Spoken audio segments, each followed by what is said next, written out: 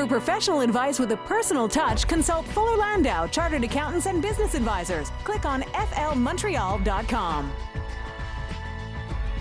7:06 on CJAD 800. Welcome to today's Entrepreneur, a program about the entrepreneurial spirit that drives Quebec business. My name is Dan Delmar, along with Fuller Landau's Josh Miller. Hello, Josh. Hello. How are you this evening? Excellent. Great. We have an interesting business profile coming up. Nicole Levesque will join us in a moment of the National Pardon Center. And this is a business that I've heard about for many years that I'm really curious about. Fascinating business. Different business. Hopefully you'll never need those services, Hopefully but not. you never know. It's possible. You never know with my crime streak. But no, Josh, first let's go over a couple of quick notes. First of all, I want to bring this up really quick because this past weekend just felt like the last summer weekend, really. So as businesses, particularly retail businesses, transition into the winter months, do you have any advice for particularly storefronts who are maybe sort of trying to adapt to that busy summer season, lots of foot traffic, then sort of transitioning into winter where they'll have a lot less of that, maybe have to come up with different strategies to drum up business for a few months? It's KYC. A lot of people use it. It's called Know Your Client, Know Your Customer. And that includes knowing your environment. There was an article in the Gazette last week about Ross Fraser and Fraser Furniture and how after 134 years of business, they are drastically changing their MO. They are going from this huge warehouse and this kind of maybe some older style furniture or buying, because that's what they feel, to really seeing what the customer wants and really buying, not buying necessarily whole rooms at a time, but little pieces, and changing the look and feel and just kind of catering to the local part. They're moving into Griffintown. I think they've already moved there, actually. And I know Ross was on the show a couple of times in the past couple of years, and it was always interesting. But we talk a lot about reinventing. We talk a lot of entrepreneurs about, you can't stay the same, you can't stay stagnant, you really got to stay with the times. And this is probably one of the biggest reinvents have got to be out there, because he was going from 80,000 square feet to 10,000 square feet and going from these Louis XIV chairs to, recovering them in denim to suit the purposes of the neighborhood. So reinvention is really the takeaway from looking at retail and coming into the season. Really, what's out there? Consumer tastes change, and you got to stay up with it. That should be interesting to see how they do their transition over the next few months, and I'm sure we'll catch up with them later on. Also, some news from Groupe Dynamite, and they're making a bit of an investment. Well, they there was also another article in the Gazette this weekend, and Andrew Lutfi was profiled, and he was talking about the success of Dynamite, and actually they're a huge corporation. They do probably, I think they said about $500 million in sales. So it's not your everyday entrepreneur, but what really stuck out from reading the article and reading a little bit about him was that he made a comment that said, if you're too comfortable, then not everything will go right. If you get out of your comfort zone, if you become a little less comfortable, that's where really your successes will come from, because that's when you can drive yourself to be a little bit different and think outside the box. So that statement in and of itself is, if you're not comfortable, that's a key to success. That actually stuck out. And I think for a corporation that's very large and expanding into the U.S. And expanding out of its comfort zone, I think that's a huge takeaway lesson that can apply to any business and any entrepreneur. All right, it's 7:10 on today's Entrepreneur, and this evening on CJAD, we welcome Nicole Levesque from the National Pardon Center, our profile on today's Entrepreneur. Welcome to CJAD, Nicole. Thank you very much. It's nice to be here. So the first question is pretty easy for those who don't know. I believe you've advertised on CJAD before. I've heard of the National Pardon Center, but it's an interesting, complicated business. Tell me about it. We specialize in assisting people with U.S. entry waivers to travel back to the United States, as well as Canadian pardons. And we also offer fingerprinting services for a variety of reasons.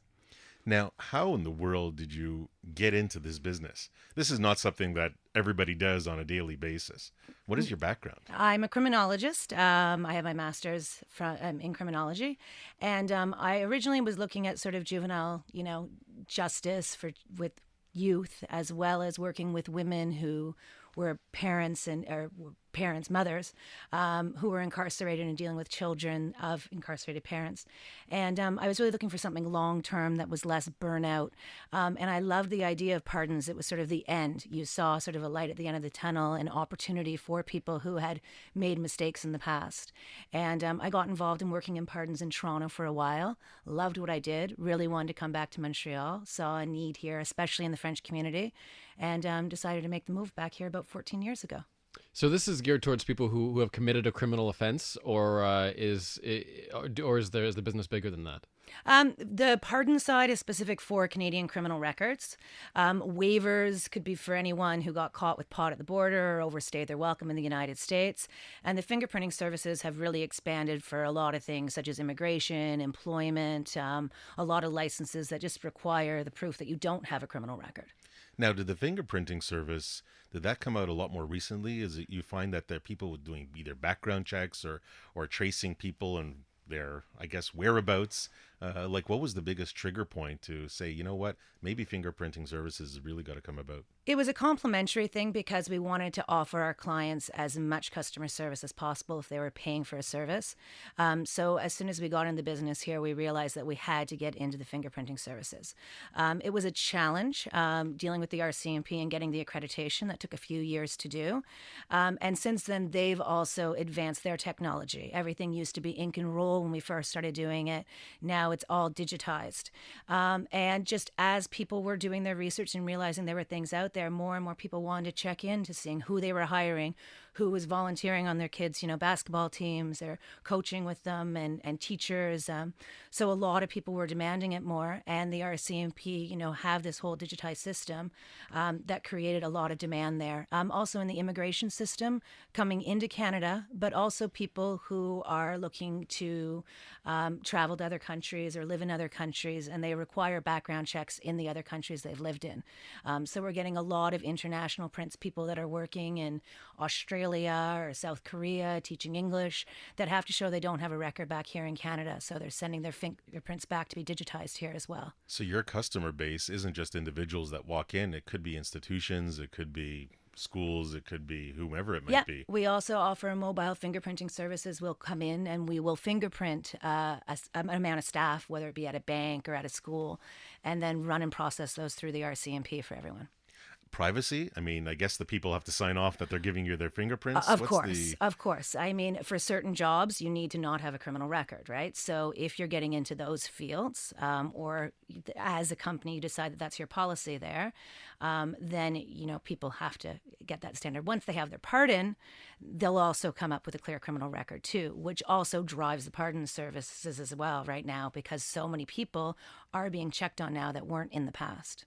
When you said there was a missing link or a gap in the market when you came to Montreal, is there really nobody else that's really assisting? Is there such thing as competition to the National Pardon Centre? We do have competition across Canada, less so in Quebec. We have paralegals that do this. There's lawyers that do this. There's a couple of other fingerprinting services out there that have gone on the pardon bandwagon, sort of the opposite of what we did. When we came into the province, really, I think we were unique in our field. And it's also paperwork that people can do on their own. It's like hiring an accountant to do your taxes for you. So it's a matter of if you really want the support there as well. And yeah, we saw huge demand in this province when we opened. And I think one of the most interesting aspects, Dan, when we come back from the break is, well, why choose not for profit? Why not go the for-profit route? What was the driving factor behind that? Nicole Levesque, our guest from the National Pardon Centre this evening on Today's Entrepreneur at 7:15. For professional advice with a personal touch, consult Fuller Landau, Chartered Accountants and Business Advisors. Click on flmontreal.com. Inspiring stories from outstanding business people, Dan Delmar and Fuller Landau's Josh Miller with you on Today's Entrepreneur. Our guest is Nicole Levesque of the National Pardon Centre. And Josh, an interesting business with interesting challenges that sort of can span not only different jurisdictions, but different countries. Later in the program, we'll talk about if perhaps some of our more unsavory listeners have a little too much money stocked away. How do you go about voluntary disclosure and maybe, bringing yourself back into the legitimate sphere of things, which is a part of Nicole's business. And it's certainly a hot topic with lots of people over the years, voluntarily or not, whether parents. I mean, there's some money that people haven't declared, and so that voluntary disclosure program is really something interesting. But before we get there, and we were talking just before the break about Nicole coming into the business, but not as a for-profit company, but as a not-for-profit company, even though she offers services, or National Pardon Center offers services that are fee-based. But my biggest question is why? Why would you go not-for-profit versus starting your own corporation and trying to make a go out of it from a for-profit standpoint? Really, I think it was my background and my studies. I'm in criminology, and I'd also worked a lot in the nonprofit field. I felt very comfortable there and understanding it. But like you said, we are slightly different. We are fee-based. But that fee also allows us to give back into the community as well. And we do education programs as well as offer sort of free counseling to people who are attempting to do things on their own or just want to know how their criminal record is going to affect them if they don't necessarily qualify for our services at this time or ever. What their rights are with a criminal record, what they're allowed to answer, what they can disclose or not disclose and keep to themselves in different situations like we were mentioning earlier. And it was just sort of part of my being and what I knew and what I was comfortable with and felt comfortable moving forward from there in that way. Was it difficult to start up? You have to get a charter. You have to, how do you start the not-for-profit? What was the most difficult aspect? Well, there was also the misunderstanding of why do I have to pay for a pardon at all? So people didn't understand if it's a non-for-profit, why isn't it free? But the government does charge money to put the paperwork together. So that's inevitable there. So sort of the understanding of it is a privilege, not a right to get a pardon. And you're going to have to pay for that, whether it means waiting a time, qualifying for it, as well as funds behind it as well. So that, misunderstanding from a lot of people was a challenge in itself. And yeah, I mean, I was quite young at the time and, bright-eyed and bushy-tailed, which was probably the best time to do it. I figured, I'm in my 20s. If this doesn't work, by the time I'm in my 30s and I have kids and I have other things, then I can sort of figure it out. So some of it might have been going in sort of blindly, but that's sort of part of the entrepreneurial spirit as well. What kind of support did you have going in? I mean, did you kind of bounce this idea off of people, and you had this idea, there's a missing link in the Quebec market, and you have this passion for it? Did you talk to anybody before you started? Yeah, I did. And considering all of the other things I was doing before then, I think a lot of people, including my family and friends, were happy to have me back in Canada versus, other places where I was working in sort of prison systems and stuff and working in something they could see a future in. But I had a lot of support, particularly from my family and just people that I knew in Montreal. I figured I know a specific thing and I'm going to try to surround myself as much as possible with people that are experts in their areas because I'm not. And thankfully, I did have a lot of people around me with a lot of support, and I realized that I knew very little in the other aspects of things, and I was surrounded by a lot of the right people, and it made a huge difference. Nicole Levesque from the National Pardon Center, our guest this evening on Today's Entrepreneur at 7:23. For professional advice with a personal touch, consult Fuller Landau, Chartered Accountants and Business Advisors. Click on flmontreal.com.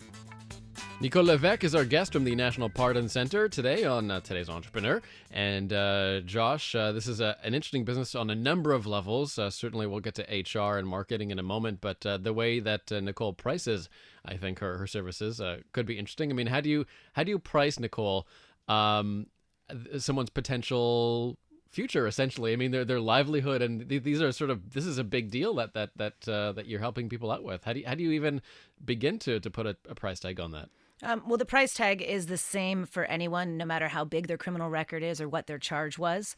And the prices associated with the actual application isn't a matter of that. Often it's where you live or what courthouses you went to, because they can vary in prices. I mean, in PEI is the most expensive province to order something from. If you have one record there, you're going to be spending $100 just to get the court record alone, whereas several courts in Quebec are free. So some clients, may end up actually spending a lot less money by hiring us because it is the flat rate depending on where their record is or where they've lived.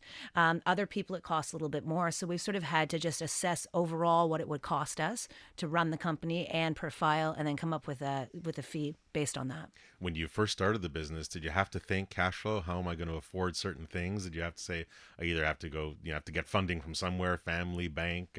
What was kind of the thought process when you're going in from a cash flow standpoint?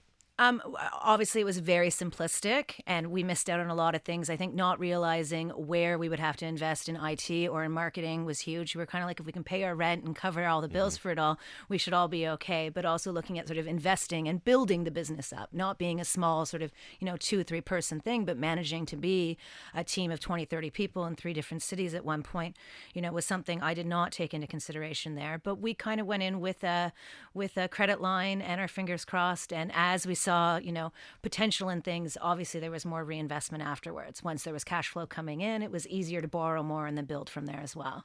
So your location when you first started out, I guess that had to have been somewhat important. If you're really not sure where the next buck is coming from, you need the people to walk through the door. Yeah, and that's why we decided we wanted to be in the city on the metro line. I mean, it was very important for us to have a central location, just so people could come in. We are a walk-in center, and we want to make ourselves as accessible to people as possible. Now, it certainly takes, we keep talking about people, and you're talking about building your team, the 20 people, 30 people. How do you find them? Was it difficult to find them? And what kind of hoops do you have to jump through to make sure that they qualify or that they pass whatever test the RCMP have to kind of put out there? Well, they can't have a criminal record to have the RCMP accreditation. They can't get pardoned and then come back? Yes, they could, actually. Okay. But in order to be, a fingerprinting agent, you obviously have to clear clearance with the RCMP. So that is the first requirement. We've actually been really successful at hiring through the universities and the employment programs that they have there, both at McGill and Concordia more. We have a little bit at HSC and a few other universities, but those have probably been our 2, maybe just because of proximity to the office as well. And we found that a lot of the time we've hired people who are interested in continuing in perhaps law after their undergrad and want a few years under their belt of, solid experience or to help pay off their student loans before they get some more in law school. So we found that we even have students that will often work for us, part-time through the summers while they're in school, and then will come in and be counselors afterwards. There's not specific training on pardons and waivers out there in education. So it's a matter of being able to think a certain way and learn a certain way and then go through the rigorous training that we give them after that. How many employees are you now, approximately? We are now, I think, about 15, 16. So how do you find it managing the 15 people? You started out probably with a couple. Was there a big change on your part from how you kind of look after and manage the office? There was. I think the key thing is learning how to delegate, which I think most entrepreneurs I know probably have a challenge with. We think we can do it all and we can't. So getting those other people out there that can also help train your team, hire people that will fit with your culture and what you want have made a big difference there. We were in 3 cities at one point. We're now only in 2. The 3 cities is becoming a very, very, very big challenge for me. So I think that made a big difference there, and also not understanding the culture as much of the 3rd city that we were in. But really it's having the right people with you that can help build your team. I think that makes a big difference. And Dan, as you can see, not for profit, for profit, it's all the same issues. You got to manage business. You got to manage what comes in, what goes out, and the people that are around. And certainly when we come back, we'll hear a little bit more about maybe the client base and how that National Pardon Center, Nicole, have been able to market themselves and who they really attract to come in and use their services. For professional advice with a personal touch, consult Fuller Landau, Chartered Accountants and Business Advisors. Click on flmontreal.com. 7:35 on Today's Entrepreneur, a program about the entrepreneurial spirit that drives Quebec business. Dan Delmar and Fuller Landau's Josh Miller with you. And Josh, this could be our first profile in the law enforcement area, I believe, or in the law. Well, not certainly in the law area, but maybe in the... Nobody's coming to take you away from handcuffs, Dan. No, don't worry about it. It's such an interesting business. The National Pardon Centers, Nicole Levesque joins us, and how do you even begin to market this kind of service, Nicole? Because that's particularly interesting. You're dealing with a very specific demographic. How do you get the word out? Well, initially it was reaching out to other, groups, criminal justice groups. John Howard Society, Elizabeth Fry was here at that time. I don't believe they're still in Quebec or in Montreal. And just other organizations, that you knew would have a client base that could come to us. We then started with radio ads, which was a big, huge one.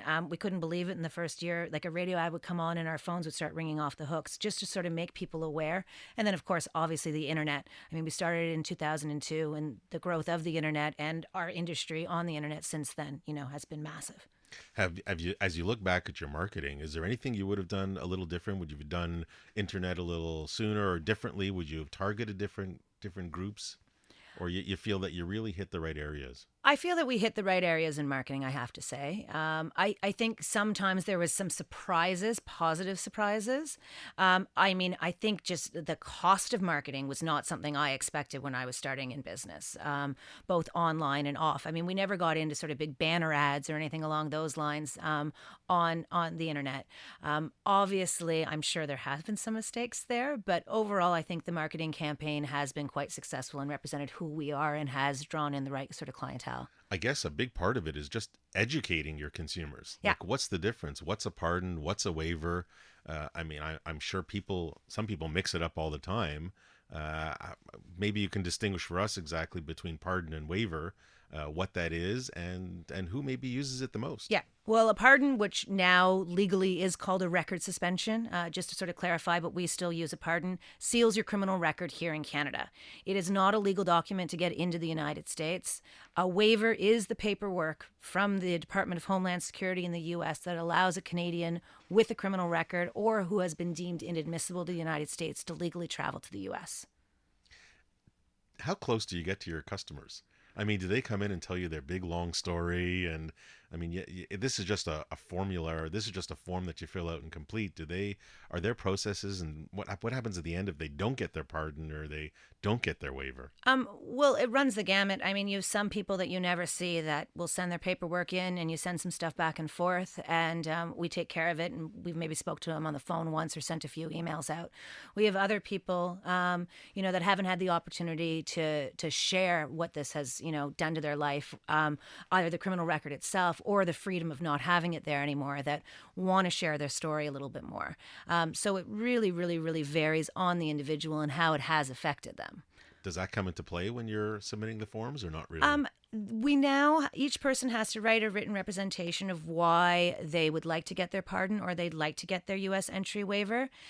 For more serious criminality, I think that I know that the parole board definitely look at that and see why, accepting responsibility, showing that you're not the same sort of person, or, that you don't have a criminal lifestyle, definitely can come into play for more serious records. Can anyone get a pardon or a waiver? No, not anyone. Not everyone can get a pardon or a waiver. You have to qualify for it. So you have to complete your sentence, and then you have to wait out the waiting period.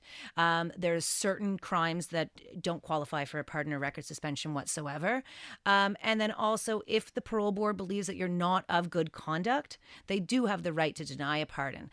It's rare. We're seeing it more and more now. And any police involvement, even non-criminal things, can affect a pardon application if they believe that, it won't make them look good, or there could be an issue if they were to grant you a pardon.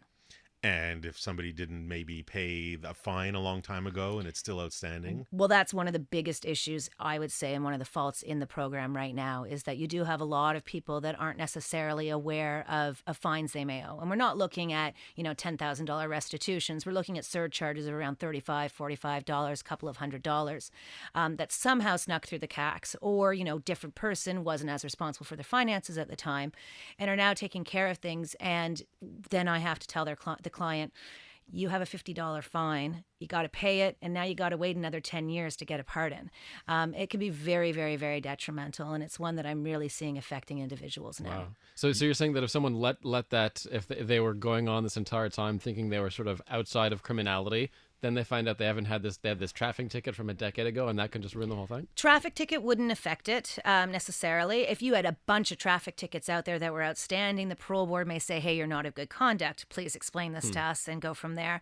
But any fines or restitutions associated with your criminal convictions, if those were not paid off, then you haven't completed your sentence. So the waiting periods for the pardon haven't started until that has been paid. Now, you've been doing this for about a dozen years, and you mentioned before a change in terminology. I'm sure the regulations and legislation has changed drastically over the years. What's been some of the biggest changes that has affected the National Pardon Center? Well, I mean, we got hit by Harper's Tough on Crime bill massively in 2012, just the whole industry, people being able to qualify for pardons. The key thing was a change in the waiting periods. It used to be 3 or 5 years once your sentence was done. It's now 5 or 10 years. So we're seeing a lot of people in their 20s being affected the most. Those people coming out of school, the ones that I'm interested in hiring, that might have made a mistake in their 18, 19, 20. They used to be able to, once they were done school, hopefully know they would have everything taken care of 3-5 years later. Now you're looking at into their 30s. They're going to have that record throughout all of their 20s. And it definitely has changed some of my clients' career paths. What's a typical, customer profile? Oh, our number one client by far is drinking and driving. I would say probably about 70% of our clientele are drinking and driving related charges. And stuff that can go back 10, 15, 20 some odd years? Yeah, a criminal record never goes away automatically, other than certain youth ones. But as an adult, people sort of have this idea, or after 7 years, it's going to go away or whatever it may be. But you always have to make an application to have those records destroyed. The difference between someone who ends up being a criminal and not, as I'm sure you know, sometimes is so tiny. I mean, does it get to you sometimes when you see these really borderline cases where it could have just as easily gone the other way, and yet this person has to get a pardon and spend years of their life trying to reform how the system views them? Yes, because I've been challenged by people a lot in what I do. Why do you want to help criminals? And then you actually talk to people about who my clients are, and they realize that most people they know could have been in that situation. I mean, I don't think I have yet had a conversation with someone that can't say they haven't done one thing that if they were in the wrong place at that time, that they may not have gotten a criminal record for. Now, I know you're not for profit. That must also indicate or mean that you do have a board of directors, or you do have a group that does counsel the association or the Pardon Center. Yep. Was this created from the outset? Maybe you can talk a little bit about your board of directors and how you created it and how it helped you. How it helped me? I mean, it was really, like I said, those founding people at the beginning that had the expertise in the areas that I didn't. So I reached out to family and friends and people that knew people, and I was connected through to quite a few people. I mean, Warren Allman was a huge support with us. He's not on our board of directors, but he was an advisor at the beginning. And I mean, he connected us to so many people and was such a great support from the beginning, and people around him that really definitely made a difference. And we've had the same board since the beginning, and they're less involved now. I mean, we run more, from the staff, and we listen more from what the staff have to say, and the board aren't really going to dispute those things. They know they're in it day to day, and they sort of take their advice there. But for the first few years, just opportunities and ideas that I didn't see. So do you stay close with the team? I mean, do you have kind of weekly or monthly or periodic meetings where you kind of get input from everybody on? We do. On we try to have, I can't say loyally we do every, Monday morning meeting, but I do try to have a group meeting with my office in Montreal, and then have individuals, every week or every couple of weeks when I can. And I do the same thing in Toronto. I did in Calgary. Again, it was a little more of a challenge with things there. And then we also try to do fun things as well. We've done charity events where we've done, 5K runs. One of my most recent things in Toronto, I took all of my staff axe throwing, really to sort of build up the team and the culture there, right? So it's just a matter of enjoying the people you're with and trying to have fun, both, we do Sanka sets here and there, but really just sort of creating a nice team and a nice culture that people enjoy being at work as well. And you work with your husband. I do. So you are with him 24/7. I am. No. Not always. And still surviving. And the axe throwing, anyhow, we won't go into the axe throwing. Fringe benefit. Fringe benefit. Can you imagine that, Dan? Axe throwing here at CJAD. Sounds like fun. I'm in.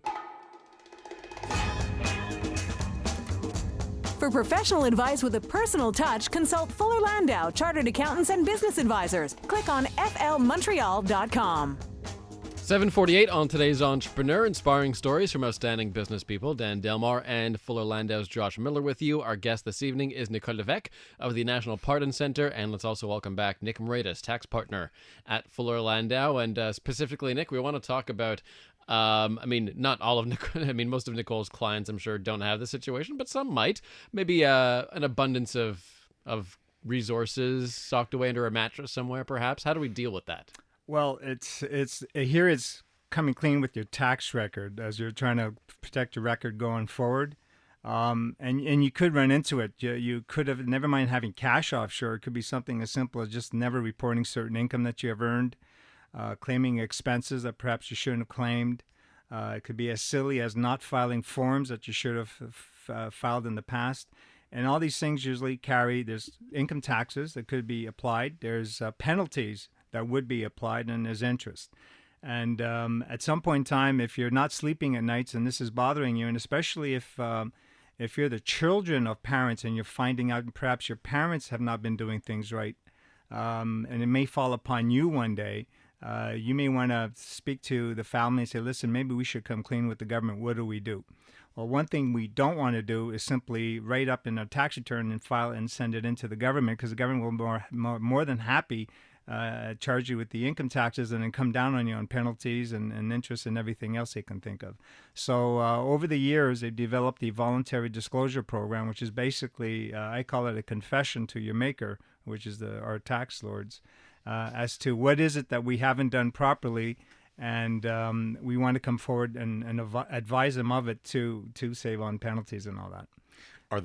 What's the more, I guess, common areas that you see people needing to come forward with? Lately, it's all been in the news, is offshore funds that we have seen, where kids find out the parents over the years, especially big time in the 40s, 50s, and 60s, had stored money offshore, and the kids are not very comfortable, especially if they're taking over an estate, of having this money offshore. They don't know what do I do with it, where I live in Canada and I want to live in Canada.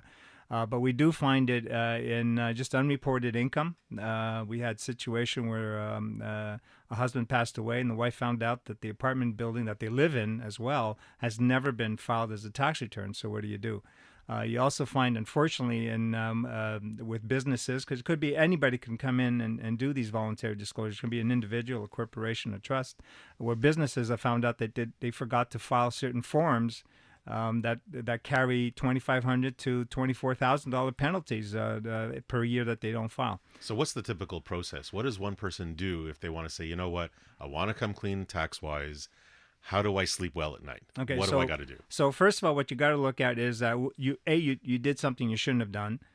Penalties apply to what it is that you did, and invariably they do. The error has to be at least a year old. So it can't be something like, if we're looking at now, it can't be what I didn't do in my 2013 personal tax return. It would be for something I didn't do in my 2012 personal tax return. And you're ready to come forward, and it is a confession, because once the government gets your information, gets your name, and they start looking, they will check. And if they find that there's other stuff out there that you perhaps didn't tell them, then this voluntary disclosure is denied. Do you give your name at first? No. What is the usual format of what you're trying to do is you gather and prepare your file. You put in an application with the government, and this would be with the federal government and with Quebec. We want to come forward. Here's our situation. You get a registration, and you basically have now 90 days. You're on a no names basis to discuss the situation with the tax authorities, provide them with at least the story and some information without advising names. And if you do have an agreement towards the end of that 90 days, well, then you have to come forward and say, okay, well, here's the name. It's Bob. Here's the social insurance number, and off you go. And that's basically usually the procedure. Very interesting. All right, Nick Moretus talking about voluntary disclosure. Nicole Levesque is here from the National Pardon Center. More on today's Entrepreneur after the break at 7:53. For professional advice with a personal touch, consult Fuller Landau, Chartered Accountants and Business Advisors. Click on flmontreal.com. 7:55 on today's Entrepreneur. Nicole Levesque joins us from the National Pardon Center, and Nick Moretus, tax partner from Fuller Landau, is here to talk about VD, which is apparently what accountants call it a voluntary disclosure. It's a tax VD. I know, Dan. it's at the tax VD. But let me give you a for instance, because this, and this is kind of interesting dilemma. If you are, part of the estate of someone who has socked away a lot of money, let's just say something happens, God forbid, to Tony Soprano, what happens then to Meadow and to AJ? Do they then have to bear the responsibility of the fact that perhaps the estate did not go on and pay taxes for many years? What usually happens with estates, particularly, and that's where we're seeing a lot of the coming forth with these offshore funds, is that it's the liquidators of the estate, which could be the kids, it could be the spouse of, it could be the spouse, the kids, and the third party, who are the ones who are on the hook if they choose to disregard those funds, and if the government ever finds out about it. They won't necessarily go chase the family. They'll go chase the liquidators, because they're the ones who let the assets go. So if I'm appointed as a liquidator and I'm an accountant, I'm doing this as a living, I'm not getting anything from the estate. So I have to sit there and say, okay, I found $1 million offshore in Switzerland. Am I going to divulge, or am I going to pretend it's not there? Well, that million, they can come and knock on my door, the tax authorities, and collect it from me if the family disappears. So that's, I'm not going to take that risk. So what we're finding with the states is that in many instances, it's a no-brainer. You're basically going to go through the voluntary disclosure process. And sometimes the government knows you're in a state, and they know that you have to do this, and so you're forced to go through. And then it's a negotiation as to how much of those funds, depending upon when were they put offshore, how were they earned, were they ever taxed in Canada at one point in time, what income they've been derived, how much of that you will be turning over to the government, and how much you end up keeping. So estates and offshore with the kids is a big thing. The other thing we're noticing is on unreported income, there is no time constraint. The government can go back as long as it wants. This example, which we had with the widow, when she found out her husband never reported, that went back 15 years. The government cut it off at about 10.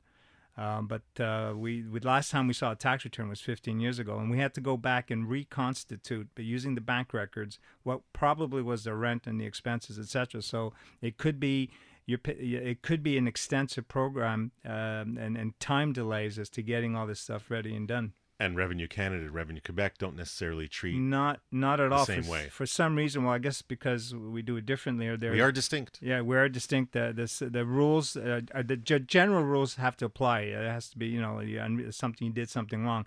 But you can end up going and negotiating a 10-year look back with one government and a 6-year look back with the other, and they may not view the same things at all. Once you now don't get into the habit that I can not do things, and every couple of years go in and do a voluntary disclosure. Obviously, if you ever do a second voluntary disclosure, forget the no names business, because the minute you're going forward, you have to disclose, I've done this before. And the government has a much more restricted view as to you coming in a second time to confess. We're not as good as I guess your priest to accept confessions every day or week. They may not accept it unless it's really out of your control. One kick at the can. That's it. And I'm sure, when somebody's looking for a partner waiver, sometimes it's one kick at the can too. That's true. So as we approach the last moments of our show, Nicole, I guess as we do with many other entrepreneurs that's sitting in your seat right now, what one piece of advice would you give to today's entrepreneur? Well, any business, in order for it to be successful, I think it's a matter of who works for you and who you surround yourself with. Culture, I think, has to be the most important thing in any business, nonprofit, working with criminals, or anything you could ask for. So I would say your culture and your team is probably the most important thing. And I would say it's extra important, especially when you have these axe throwing parties, to make sure that everybody is on the same page and culturally together, so that they don't aim at the wrong people, especially when you're working with your spouse. I think the biggest takeaway that I have is, coming in and talking about a not-for-profit business, many people don't realize that there's so many aspects, there's so many entrepreneurial aspects that you must basically act in the same format as a for-profit business. You've got to hire people, you got to market, you got to have the right human resources, you got to have the right product and pricing. There's so many things that are the same, and I thank Nicole for sharing her experience with us. Nicole Levesque of the National Pardon Center, thanks for coming in, Nicole, and thanks to Nick Moretus, tax partner at Fuller Landau as well. Don't forget, you can reach Fuller Landau during business hours at 514-875-2865 or www.flmontreal.com. We're back next Monday night at 7 7 p.m. Right here on News Talk Radio, CJAD 800.